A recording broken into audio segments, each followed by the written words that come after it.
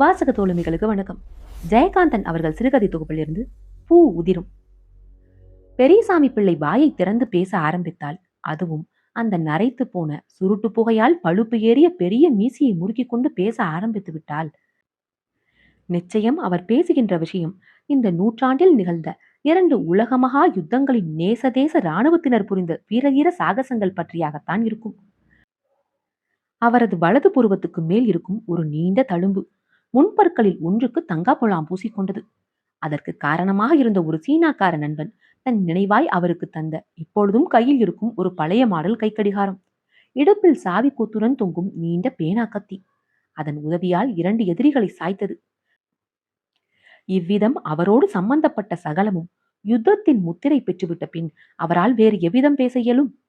அரும்பு மீசை பிரயாயத்தில் முதல் மகா யுத்தத்திலும் கருகருவன மீசை முறுக்கி வளர்ந்த நடுத்தர வயதில் 2வது மகா யுத்தத்திலும் சமராடி வந்தவர் அவர். சுதந்திரமும் அமைதியும் நிலவும் ஒரு நாட்டின் பிரஜையாய் நரைத்த மீசையுடன் தளர்ந்த உடலுடன் இப்பொழுது வாழ்ந்த பொழுதிலும் அவரது பட்டாளத்துக்கார மனதுக்கு அடிக்கடி பழைய நிகழ்ச்சிகளை ஞாபகப்படுத்திக் கொள்வதில் ஒரு போதை இருந்தது. அதில் ஒரு புத்துணர்ச்சியும் பிறந்தது. அவர் தான் சந்திக்க நேர்கின்ற ஒவ்வொரு வாலிபனிடமும் முதல் தடவையாகவும் பின்னால் சந்திக்கும் சமயங்களிலும் அடிக்கடி ஒரு விஷயத்தை வற்புறுத்துவார்.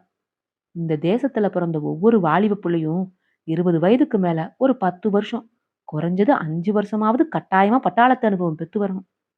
ஆமா, மாட்டேன்னா சட்டம் போடணும். தன் மகனை இராணுவ வீரனாக்க வேண்டும் என்ற அவரது ஆசை பற்றி கொண்டு எரிய ஆரம்பித்ததும் அவரது பேச்சையும் தீர்மானத்தையும் கண்டு பயந்த அவர் மனைவி மரகதம் உறவினர்கள் மூலம் கிழவரின் முடிவை மாற்ற முயன்றாள். எதுக்குங்க பட்டாளமும் கிட்டாளமும்? பையன் 10 படிச்சு பாஸ் பண்ணியிருக்கு. ஏதாவது கவர்மெண்ட் உத்தியோகம் ஒண்ணு பார்த்து வச்சு கல்யாணம் காட்சி நடத்தி பேரம்பேத்தியை கொஞ்சிக்கிட்டு இருக்காம பையனை பட்டாளத்துக்கு அனுப்புறது சரியில்லைங்க, அவ்வளவுதான் என்று கூறிய அந்த உறவினர்களையும் அவர்கள் அவ்விதம் வந்து யோசனை கூற காரணமாக இருந்த மனைவியையும் பார்த்து மீசையை முறுக்கிக் கொண்டு லேசாய் சிரித்தார் பெரியசாமி. பிறகு அவர்கள் சொல்வதை சற்று ஆழ்ந்து சிந்தித்தார். அதில் பொருள் இருப்பதாக தோன்றவில்லை. குறுகிய பாசம் என்பதை தவிர வேறு காரணம் இல்லை என்றே தோன்றியது. அவர்களுக்கு அவர் சொன்னார், உங்களுக்கு தெரியாது. நான் வாழ்நாள் பூராவும் வெள்ளப்புள்ளங்காரங்கிட்டயே அடிமை சிப்பாயாவே காலம் கழிச்சுவேன். அப்பெல்லாம் ஒரு சாதாரண வெள்ளப்புள்ளக்காரன் சோல்ஜருக்கு இருந்த மதிப்பு கூட ஒரு கருப்பு மேஜருக்கு கிடையாது. ஒரு சுதந்திர நாட்டு ராணுவத்துல ஒரு சாதாரண சிப்பாயா இருக்க மாட்டோமோன்னு ஏங்குனது எனக்கு இல்ல தெரியும். இப்ப என் மகனுக்கு அந்த சான்ஸ் கிடைக்கிறதுன்னா அதை விடலாமா? பட்டாளத்துக்கு போனா சாகிறது தான் தலைவிதின்னு நினைச்சுக்காதீங்க. பட்டாளத்துக்கு போகாதவங்களுக்கு கூட சாவு உண்டு. வாழ்க்கையில ஒரு பொறுப்பு, அனுபவம், தேசங்கிற உணர்வும் ஒரு டிசிப்ளின் எல்லாம் உண்டாகும் பட்டாளத்துல. இதெல்லாம் இல்லாம சும்மா வெந்தய தின்னுக்கிட்டு வேலை வந்தா சாகிறதுல என்ன பிரயோஜனம் சொல்லுங்க என்று அவர் கேட்கும் பொழுது தந்தையின் அருகே நின்றிருந்த சோமநாதன் தந்தையின் இதயத்தையும் எண்ணத்தையும் சரியாகவும் முழுமையாகவும் புரிந்து கொண்டான். அவர் உடலில் ஒரு துடிப்பும் அவர் கண்களில் தனக்கு வயது இல்லையே என்றொரு ஏக்கமும் பிறந்ததை அவன் மட்டுமே கண்டான். அப்படி செத்து போனாதான் என்னப்பா? பட்டாளத்துக்கு போறவன் அரசாங்க பணத்துல உடம்ப வளர்த்துக்கிட்டு ஊருக்கு லீவ்ல வந்து உடுப்ப காமிச்சுவிட்டு போனா போதுமா? சண்டேன்னு வந்தா சாகவும் தான் தயாரா போகணும் என்று ஒரு வீரனின் மகனுக்கு உரிய துணிச்சலுடன் சோமநாதன் கூறிய வார்த்தைகளை கேட்டு கிழவரின் சுருட்டு கரையேறிய கரிய உதடுகள் உணர்ச்சி மிகுந்து துடித்தன. சபாஸ் என்று பெருமிதத்தோடு அவனை பாராட்டுகையில் அவர் கண்களில் அதீதமானதோர் ஒளி சுடர்விட்டது. இடது கை ஆள்காட்டி விரலால் முறுக்கேறி உயர்ந்து இருந்த மீசையின் வளைவை லேசாக ஒதுக்கிவிட்டுக் கொண்டே மகனின் தோள் மீது கை வைத்து அவனுக்கு நேரே நின்று மகனின் கண்களை பார்த்து கேட்டார் பெரியசாமி. டேய் தம்பி, இவங்களுக்கு ஒண்ணுமே புரியாது. நீ சொல்லு பாப்போம். இந்தியா மேல சண்டைக்கு வரவன் இனிமே இந்த உலகத்துல எவனாவது இருக்கானா? ம் தள்ளு. பட்டாளத்துக்கு போறதுன்னா காக்கி உடுப்ப மாட்டிக்கிட்ட உடனே கையில துப்பாக்கியை தூக்கிக்கிட்டு கண்ட பக்கமெல்லாம் படபடான்னு சுத்திக்கு நினைக்கிறது இல்ல. பட்டாளத்து வாழ்க்கையை சரியா பயன்படுத்திக்கிட்டா அறிவும் அனுபவமும் வளரும். எழுத படிக்க தெரியாதவனாத்தான் மிலிட்ரிக்கு நான் போனேன். நானே இவ்வளவு கத்துக்கிட்டு வளர்ந்திருக்கேனா அதுக்கு காரணம் யாரு? பட்டாளம்தான். இல்லாட்டி எங்க அம்மாவை விட்டுவிட்டு எப்படி போவேன்னு ஊர்லயே குந்திக்கின்னு இருந்தா வரவு பொறுக்கின்னு மாடு மேய்க்கத்தான் போயிருப்பேன். நீ என்ன மாதிரி தற்குறி இல்ல, படிச்சிருக்க. போனியானா ரொம்ப விஷயம் கத்துக்கலாம். ஆபீசரை கூட ஆகலாம். இங்கே இருந்தியானா சினிமா பார்க்கலாம், சீட்டி அடிக்கலாம்.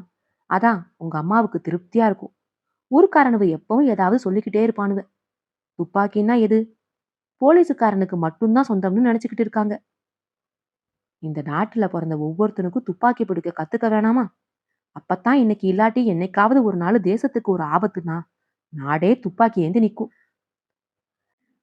தந்தை தன் சொல்வழியால் தாயின் ஆசீர்வாதத்துடன் 10 வருடங்களுக்கு முன் பட்டாளத்தில் சேர்ந்தான் சோமநாதன். முதன் முறையாக பட்டாளத்தில் சேர்ந்த அடுத்த ஆண்டில் அவன் லீவில் ஊருக்கு வந்திருந்த பொழுது, 1 வருடத்தில் அவன் அதிகமாய் வளர்ந்திருப்பது கண்டு அவன் தாய் பூரித்து போனாள். அவனிடம் வெறும் உடல் வளர்ச்சி மட்டும் அல்லாமல் உள வளர்ச்சியும் அறிவு விசாலமும் மிகுந்திருக்கிறதா என்பதையே சிரத்தையுடன் ஆழ்ந்து பரிசீலித்தார் பெரியசாமி. சதா நேரமும் அவனோடு பேசிக் கொண்டிருப்பதிலும் தன் அனுபவங்களை சொல்வதை அவன் எவ்விதம் கிரகித்துக் கொள்கிறான் என்று கவனிப்பதிலும் அவனை அளந்தார் அவர். லீவில் வீட்டுக்கு வந்திருக்கும் பொழுது கூட காலையில் 5:30 மணிக்கு மேல் அவனால் படுக்கையில் படுத்திருக்க முடியாது. எங்கோ நூற்றுக்கணக்கான மைல்களுக்கு அப்பால் இருக்கும் தனது இராணுவ முகாமில் முழங்குகின்ற காலை நேர எக்காலத்தின் ஓசையை கேட்டவன் போன்று அந்த பழக்கத்தால் படுக்கையிலிருந்து துள்ளி எழுந்து விடுவான் சோமநாதன். பின்னர் காலை நேர உலா போய்விட்டு தேகப்பயிற்சி செய்து முடித்த பின் என்ன செய்வது என்று புரியாமல் நாள் முழுவதும் பேப்பர் படித்துக் கொண்டு உட்கார்ந்திருப்பது அவனுக்கு மிகவும் சிரமமாக இருந்தது. 2வது முறை அவன் லீவில் வந்த பொழுது அதற்கு ஒரு பரிகாரம் காண்பது போல தோட்ட வேலை செய்ய ஆரம்பித்தான். அதன் விளைவாய் அவர்கள் வீட்டை சுற்றிலும் கட்டாந்தரையாக கிடந்த தோட்டம் சண்பகமும் ரோஜாவும் மல்லிகையும் சொரியும் நந்தவனமாக மாறி அவனது நினைவாய் இன்றும் மலர்களை உதிர்த்து கொண்டிருக்கிறது. இந்த 10 வருட காலமாய் மகன் நினைவு வரும்பொழுது எல்லாம் பெரியசாமி பிள்ளை தோட்டத்தில் போய் நின்று அந்த மலர் செடிகளை வெகு நேரம் பார்த்து கொண்டிருப்பார். மலர்ந்த புஷ்பங்களைக் கண்டு அவர் மனம் மகிழ்ந்து கொண்டிருக்கும். அதே பொழுதில் அங்கு உதிர்ந்த பூக்களைக் கண்டு பெருமூச்சு எரிந்து கொண்டிருப்பாள் அவர் மனைவி. ம் சும்மா கடந்த தோட்டமெல்லாம் செண்பகமும் ரோஜாவும் வச்சு பூ மண்டி போகுது. ஊர்ல இருக்கிற பொண்ணுங்க எல்லாம் வந்து அள்ளிக்கிட்டு போகுதுங்க. போறதுங்க சும்மாவா போகுதுக? பூ இருக்கிற வீட்டுல பொண்ணு இல்லையான்னு பரியாசம் பண்றா ஒரு குட்டி. அதாரு அந்த வாயாடி?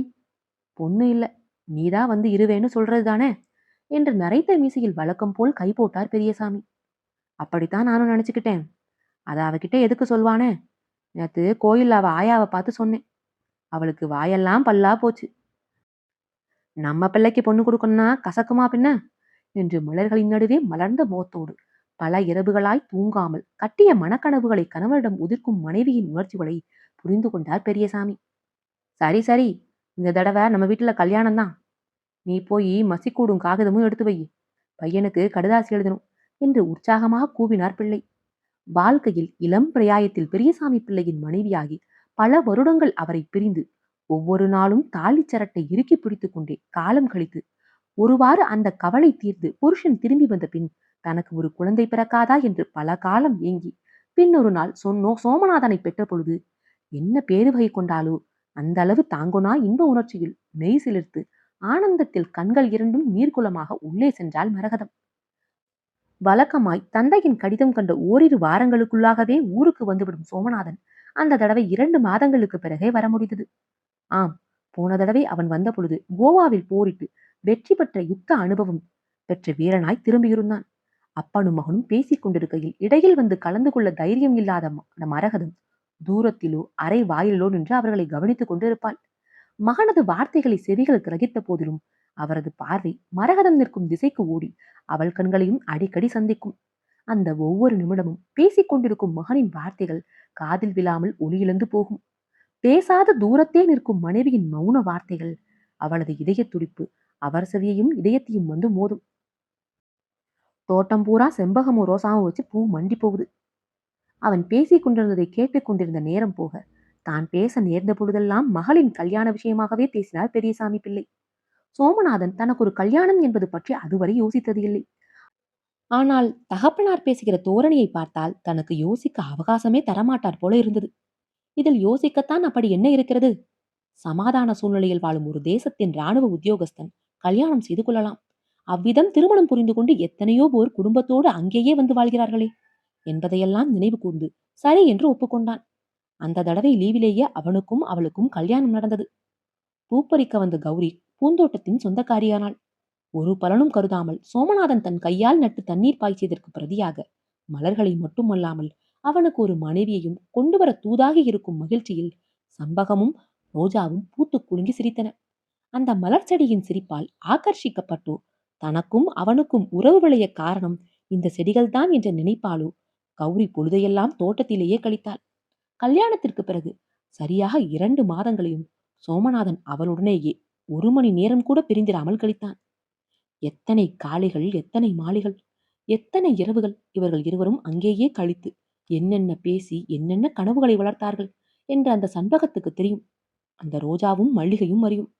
கடைசியில் ஒரு நாள் 2 மாதங்கள் அவள் உடலோடும் இதயத்தோடும் இணைந்திருந்து, கனவோடும் கற்பனையோடும் கலந்து, உடலால் மட்டும் விலகும் பொழுது, அடுத்த தடவை லீவுக்கு வந்து திரும்பும் பொழுது, உன்னை என்னோட அழைச்சுக்கிட்டு போவேன் என்று வாக்குறுதி தந்து அவன் அவளை பிரிந்து சென்றான்.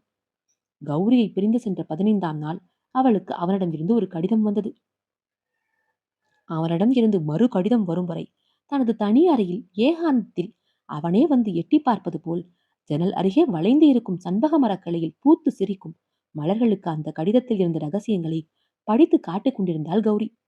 சண்பகத்துக்கு பக்கத்தில் மலர்ச்சியின் ரகசியத்தை மறைத்து கொண்டு முற்றாக மறைக்க முடியாமல் தாங்கனா தவிப்புடன் கனத்து கிடக்கும் மொட்டுகளை தாங்கி இருக்கும் ரோஜாவை பார்த்து அவள் சிரிக்கும் பொழுது, உன் கதை இன்னும் 1 மாதத்துல தெரியும் என்று பளீரென சிரித்து சிதறிய முல்லை கொடியில் இருந்து பூக்கள் உதிர்ந்த ரகசியம் அவளுக்கு அப்பொழுது புரியவில்லை.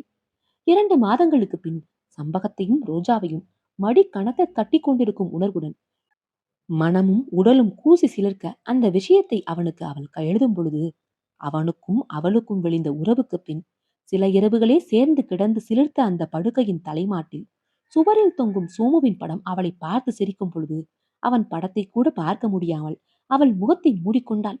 முகத்தை மூடிய கரங்களையும் மீறி வழிந்த நாணம் அவள் காதின் ஓரத்தில் சிவந்து விளிம்பு காட்டி நின்றது. அவள் கடிதம் எழுதுவதை நிறுத்திவிட்டு அந்த படத்தை கையில் எடுத்தாள். அருகே இருத்தி பார்க்க பார்க்க விகசிப்பது போல் வடிவமாய் அமைந்த உதட்டில் ஊர்ந்த அவளது மாய புன்னகை அவள் இருதயத்தை ஊடுருவியது. திடீரென்று அவளுக்கு உடல் சிலிர்த்தது. நெஞ்சில் நிலைத்த அவன் நினைவு வயிற்றில் புரண்டது போல இருந்தது. நீங்க எப்ப வருவீங்க என்ற அந்த படத்தை முகத்தோடு அணைத்துக் கொண்டு அமைதியாய் சப்தம் இல்லாமல் தொண்டை அடைத்து கரகரக்க அவள் கேட்ட பொழுது தன் விழிகளில் சுரந்த கண்ணீரை அவளால் அடக்க முடியவில்லை. எப்ப வருவீங்க, எப்ப வருவீங்க என்று துடித்துக் கொண்டிருந்த அவள் இதயத்திற்கு அவனிடம் இருந்து பதில் வந்தது. இதயம் என்று ஒன்று இருந்தால் துடிப்பு என்ற ஒன்று உண்டு. அந்த இதயம் அவனுக்கும் இருந்ததால் அவன் கடிதமே அவனது இதயமாய் அவள் கரத்தில் விரிந்து துடித்தது. 7ஆம் மாதம் பூச்சுருளுக்கு வருவேன். 3 மாதம் லீவு கொடுக்கும். உன்னோடையே இருந்து குழந்தை பிறந்த பிறகு என் மகனின் பூ மாதிரி இருக்கிற பாதத்திலே முத்தமிடணும்னு என் உதடுகள் துடிக்கிற துடிப்பு என்று தன் கணவன் தனக்கு எழுதிய கடிதத்தை பெரியசாமி பிள்ளைக்கும் மரகதத்துக்கும் படித்து காட்டிக் கொண்டிருந்த கௌரி, அவ்வளவுதான் முக்கிய விஷயம் என்று கடிதத்தை முடித்துக் கொண்டு தன் அறைக்குள் ஓடிவிட்டாள். அறைக்கு வந்ததும் அந்த கடிதத்தை நெஞ்சோடு அணைத்தவாறு கட்டிலில் கிடந்தும் இருந்தும் அந்த கடிதத்தின் வாசகங்களை அவனை அனுபவித்ததே போன்ற ரகசியமாகவும் தன்னிச்சயமாகவும் அனுபவித்து மகிழ்ந்தாள் கௌரி. அதில்தான் அவன் என்னவெல்லாம் எழுதியிருந்தான். புரிந்து கொள்ள முடியாத பல விஷயங்கள் உணர்ந்து கொள்ளத்தக்க அந்தரங்கமாய் அக்கடிதத்தில் பதிந்திருந்தன. அந்த கடிதத்தை எத்தனையோ முறை படித்து இன்னும் எத்தனையோ முறை படிக்கப் போகும் கௌரி இப்பொழுதும் படித்துக் கொண்டுதான் இருக்கிறாள். மகன்தான் என்று அவ்வளவு நிச்சயமாக எப்படி தெரியும் என்று என்னை கேட்கிறாயா? எனக்கு தெரியாமல் வேறு யாருக்கு தெரியும்? நீ கர்ப்பமுற்றிருப்பதாக எழுதியிருந்ததை படித்த பின் நேற்றுதான் நான் வேடிக்கையான ஒரு கனவு கண்டேன். அந்த கனவில் திடீர் என்று எங்கள் கேம்பில் என்னை காணும். எல்லோரும் என்னை தேடுகிறார்கள். எனக்கே தெரியவில்லை நான் எங்கிருக்கிறேன் என்று. உடம்புக்கு சுகமாக வெதுவெதுப்பும் உள்ளத்திற்கு இதமான குளிர்ச்சியும் உள்ள ஓரிடத்தில் மிருதுவான பூக்கள் குவிந்திருக்க அதன் மத்தியில் முழங்காலை கட்டிக்கொண்டு உட்கார்ந்திருக்கும் என்னை கண்டுபிடிக்க முடியாமல் அவர்கள் தேடுவதைக் கண்டு எனக்கு ஆச்சரியமாக இருக்கிறது. இதோ இங்கே இருக்கிறேன், தெரியலையா என்று கத்தினாலும் அவர்களுக்கு என் குரல் கேட்கவே இல்லை. அப்போ என் முகத்தின் மேலே இல்லை, என்னை சுற்றிலும் நான் கண்ணாடி கூட்டால் மூடியிருப்பது போல் இருக்கே, அதன் மேல் அழகான ஒரு கை பதிந்து தெரிகிறது. எனக்கு தெரிந்த அழகான கை, தங்க வளையல்களும் அன்னைக்கு ராத்திரி நான் போட்ட மோதிரமும் அணிந்த விரலோடு கூடிய உன் கை தெரிகிறது. இவ்வளவுதான் அந்த கனவிலே எனக்கு நினைவிருக்கிறது. என் கூட ஒரு சர்தார் இருக்காரு, வயதானவர். அவர்கிட்ட இந்த கனவை சொன்னேன். உனக்கு ஆம்பளை குழந்தை பிறக்க போகுதுன்னு சொல்லி என்னை தூக்கி குதிச்சாரு அவரு. ஆமா, ஆமா கௌரி. கௌரி, ரொம்ப ஆச்சரியமா இல்ல? நமக்கு குழந்தை பிறக்க போகுது. இப்பவே உன்கிட்ட ஓடி வரணும்னு மனசு துடிக்குது. கௌரி, வந்து வந்து நான் இப்ப எழுதுறத அசிங்கம்னு நினைச்சுக்காத. ஒரு உயிரை தரப்போற ஒரு பிறவிய தாங்கி இருக்கிற உன் தாய்மை கோயிலான உன் அழகான வயித்தை தடவி பார்க்கணும்னு எனக்கு ஆசையா இருக்குது. உள்ள குழந்தை ஓடுமாமே, அதுக்கு 100 முத்தம் கொடுக்கணும். இது தாய்மைக்கு செய்கிற மரியாதைன்னு நான் நினைக்கிறேன். சரி சரி, 7ஆம் மாதம் தான் நான் வரப்போறேனே. தாய்மைக்கு உரிய காணிக்கைகளை தராமலா விடுவேன்? ஒவ்வொரு வரியும் 2 உடல்களை, 2 இருதயங்களை சிலிர்க்க வைக்கும் சக்தி. சிலிர்த்ததின் விளைவு அல்லவா? 7ஆம் மாதம் வந்துவிட்டது. பெரியசாமி பிள்ளை எதிர்பார்த்தது போல அந்த கடிதம் வந்தது. எல்லையில் ஏற்பட்டிருக்கும் யுத்தமும், தேசத்திற்கு ஏற்பட்டிருக்கும் நெருக்கடியும் பத்திரிகை மூலம் அறிந்திருப்பீர்கள். போர் வீரனுக்கு உரிய கடமையை ஆற்ற வேண்டிய சந்தர்ப்பத்தில் நான் வர முடியாது. வர விரும்புவது சரியும் இல்லை. அதனால் என்ன? நம் வீட்டில்தான் கொள்ளை கொள்ளையாய் பூ பூக்கிறதே. பூ முடித்துக் கொள்ள பெண்ணும் இருக்கிறாள். மகிழ்ச்சியுடன் சுபகாரியங்களை சிறப்பாக செய்யவும். நான் வராததற்கு வருந்தாதீர்கள். அங்கு நீங்கள் எவ்வளவுக்கு எவ்வளவு மகிழ்ச்சியுடன் இருக்கிறீர்களோ அவ்வளவுக்கு அவ்வளவு இங்கு நான் உற்சாகமாக இருப்பேன் என்று எண்ணி குதூகலமாய் இருக்கவும். தந்தைக்கு எழுதிய கடிதத்தோடு கூட மனைவிக்கு தனியாய் இன்னொரு கடிதம் எழுதியிருந்தான் அவன். அந்த கடிதம் பொய்மை கலந்த குதூகலத்தோடும் தன்னைத்தானே ஏமாற்றிக் கொள்ளும் விதத்தில் உற்சாகம் மிகுந்தும் இருப்பது போல் காட்டிக்கொள்ளும் வகையில் எழுதப்பட்டிருந்ததால் சிற்சில இடங்களில் விரசம் போலும் வெறியுற்றது போலும் அமைந்திருந்தது. சில மாத பந்தத்திலேயே அவனை நன்கு புரிந்து கொண்டவள் ஆகையால் எந்த சூழ்நிலையில் எவ்வித மனோநிலையில் இக்கடிதம் எழுதப்பட்டிருக்கும் என்பதை கௌரி உணர்ந்தாள். இதன் மூலம் அவள் மனம் ஆறுதல் அடையும் என்று நம்பி அவனால் எழுதப்பட்ட அந்த கடிதத்தை நெஞ்சோடு அணைத்துக் கொண்டு அவனது சிறு பிள்ளைத்தனமான வார்த்தை பிரயோகங்களுக்காக சிரிக்க முயன்று அதில் மறைந்திருக்கும் துயரத்தின் கனத்தை தாங்க மாட்டாதவளாய் மனம் பொறுமை அழுதாள் கௌரி. சில நாட்களுக்கு பின் அவனுடைய வேண்டுகோளின்படி அவர்கள் குதூகலமாகவே இருக்க முயன்று அப்படி இருந்தும் வந்தார்கள். பெரியசாமி பிள்ளை யுத்தம் என்று தெரிவித்த அன்றில் இருந்தே மிகவும் துடிப்புடன் காணப்பட்டார். பக்கத்தில் இருப்போரிடம் காலையிலும் மாலையிலும் பத்திரிகை பார்த்து கொண்டு ஒரு கையால் மீசையை முறுக்கியவாறே செய்தி விளக்கம் கூற ஆரம்பித்து 2வது அல்லது முதல் மகா யுத்த காலத்தில் நடந்த ஒரு நிகழ்ச்சியை கதையாக சொல்லத்தான் அவரால் முடிந்தது. அவர் கொஞ்சம் கூட கவலை இல்லாமல் இப்படி இருப்பது கண்டு முணுமுணுத்துக் கொண்ட மரகதத்தின் குரல் அவர் காதில் விழுந்தது. அவர் மனைவியை பார்த்து சிரித்தார். போடி போ, போர் வீரனின் சங்கீதமே பீரங்கி முழக்கம்தான். உனக்கெங்க அது தெரியும்? உன்வசமே தொடநொடங்கி கும்பல். உன் பையன் வருவான் சிங்கம் மாதிரி. அவனை கேளு சொல்லுவான் என்று அவர் சொன்னதை கேட்டு சிரித்தவாறு அங்கு வந்த கௌரி, அவங்க மகன் சிங்கமா இருந்தா அந்த பெருமை அவங்களுக்கு இல்லையா என்றாள். ம் பெருமை இல்லைன்னு யார் சொன்னா? அந்த பெருமைக்கு காரணம் எங்க வம்சம்னு. நீ நாளைக்கு பெத்துக்க போறியே அந்த பயலுக்காகவும் தான் சொல்றேன். வீரமகன் வீரனாகத்தான் இருப்பான் என்று அவர் சொன்ன பொழுது அவளுக்கு வயிற்றில் என்னவோ செய்தது. அந்த இன்ப கிளுகிளுப்பில் தலை குனிந்தவாறு தன் அறைக்கு போனாள் கௌரி. நேற்று கௌரிக்கு பூச்சூட்டல் என்றால் பிள்ளை சுமை போதாது என்று பூச்சுமையும் ஏற்றுவதுதானே. அடர்ந்து நீண்ட கூந்தலின் சண்பகத்தை அடுக்கடுக்காக வைத்து தைத்து இடையிடையே மல்லிகையை விரவி ரோஜாவை பதித்து இந்த அலங்காரத்தில் கௌரியை பார்க்க அவன் இல்லையே என்ற குறை ஒவ்வொருவர் மனத்திலும் ஏதோ ஒரு வினாடியில் நெருடி மறைந்து கொண்டுதான் இருந்தது. பூவுக்கும் வாழ்க்கை ஒரு நாள் தானே. நேற்று மலர்ந்து குலுங்கி ஜொலித்தவையெல்லாம் இதோ வாடி வதங்கி கசங்கி மனம் இழந்து தலைக்கு கனமாகிவிட்டன. தனி அறையில் அமர்ந்து தலையில் கசங்கி போன மலர்களை களைந்து கொண்டிருக்கிறாள் கௌரி. அப்பொழுது ஜன்னலுக்கு வெளியே அவனே வந்து எட்டி பார்ப்பது போல சண்பக மரக்கிளையின் பூ அடர்ந்த கொப்பு ஒன்று அவளுக்கு எதிரே தெரிந்து கொண்டுதான் இருந்தது. நேற்று இந்நேரம் இதேபோல் செடியிலும் மரத்திலும் மலர்ந்திருந்த பூக்கள் தானே இவையும் என்ற எண்ணம் தொடர்பின்றி அவள் மனத்தில் முகிழ்த்த பொழுதிலும் அந்த எண்ணத்தை தொடர்ந்து பிறந்த அடர்த்த வினாடியே சில மாதங்களுக்கு முன் சோமநாதன் தோட்டத்தில் அவரிடம் சொன்ன வார்த்தைகளின் தொடர்ச்சியே இது என்று அவளுக்கு விளங்கியது. அன்று சோமநாதன் கோவாவில் நடந்த யுத்த நிகழ்ச்சிகளை அவளிடம் வீர ரசம் மிகுந்த கதையாக சொல்லிக் கொண்டிருந்தான். அந்த கதைக்கு பின்னால் உள்ள எத்தனையோ தாய்மார்களின் கண்ணீரும் இளம் பெண்களின் சோகங்களும் அவளுக்கு புலனாயின. அவள் கெஞ்சுகிற குரலில் அவனிடம் கேட்டாள், இந்த பட்டாளத்து உத்தியோகத்தை நீங்க விட்டுட்டா என்ன? கோரமான சண்டையில பொன்னான உயிரையும் இன்பமான வாழ்க்கையும் எதுக்கு பலியிடணும்? ஜெயிக்கிறது ஒரு பக்கம் இருந்தாலும் துப்பாக்கிக்கு பலியாகி செத்தவனும் ஒரு மனுஷன் இல்லையா? சண்டை போட்டு சாகிறதானா மனுஷனுக்கு அழகு? அவள் சொல்லிக் கொண்டிருந்ததையெல்லாம் மௌனமாக யோசனையுடன் அவன் கேட்டுக்கொண்டே இருந்தான். பிறகு பக்கத்தில் இருந்த ரோஜா செடியில் இருந்து ஒரு பெரிய பூவை பறித்தவாறே அவன் சொன்னான். சண்டை வேண்டாங்கிறது தான் நம்மோட கொள்கை. ஆனா சண்டைன்னு வந்துட்டா சண்டை போடாம உயிருக்கு பயந்து சமாதானம் பேசுறது கோலத்தனம். சண்டைக்கு எப்படி 2 பேரும் காரணமோ 2 பேரும் அவசியமோ அதே மாதிரி சமாதானத்துக்கும் 2 பேருமே காரணமாகவும் அவசியமாகவும் இருக்கணும்.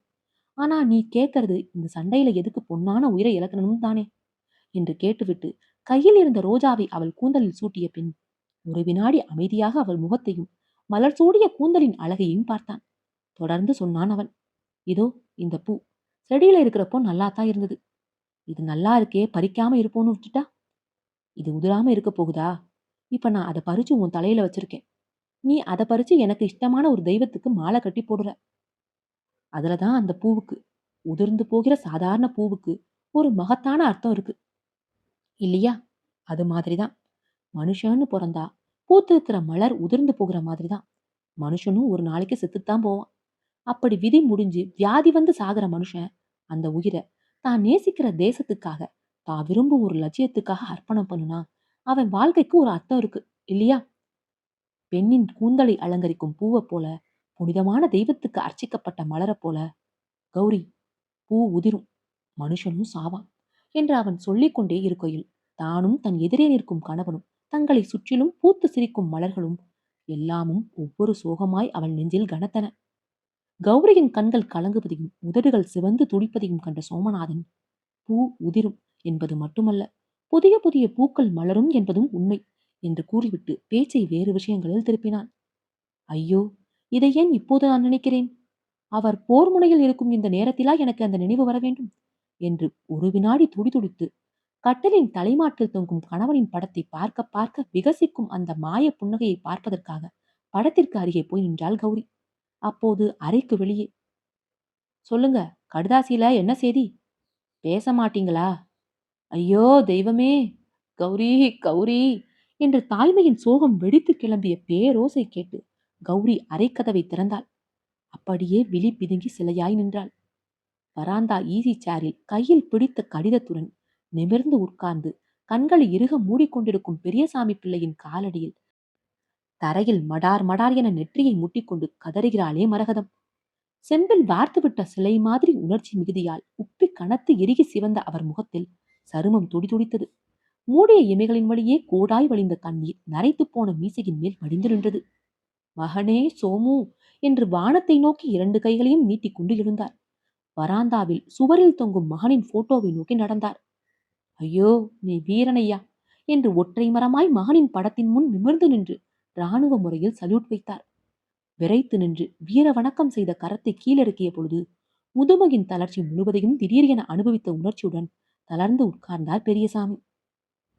எனக்கு வேறொரு மகன் கூட இல்லையே என்று வாய்விட்டு புலம்பினார். அந்த வார்த்தைகளை கேட்டு எரித்து விடுவது போல பெரியசாமியை பார்த்த மரகதம் அவரை சபிப்பது போல ஆங்காரத்துடன் இரண்டு கைகளையும் அவரை நோக்கி நீட்டியவாறு விரித்த கூந்தலும் வெறித்த விழிகளுமாய் அலறினாள். பாவி, வேற மகன் நமக்கு கிடையாது, வேண்டாம் பட்டாளத்துக்குன்னு அடிச்சுக்கிட்டேன்னு கேட்டீங்களா? பட்டாளம் பட்டாளம்னு நின்னு அருமை புள்ளைய கொன்னுட்டீங்களே. ஐயோ, உங்க பாவத்துக்கு வேற ஒரு மகன் வேற வேணுமா? பட்டாளத்துக்கு அனுப்பி வாரி கொடுக்கறதுக்குத்தானே இன்னொரு மகன் இல்லேன்னு அலறீங்க என்று பல்லை கடித்துக் கொண்டு அவர் இதயத்தில் குத்துவது போல கேட்டாள்.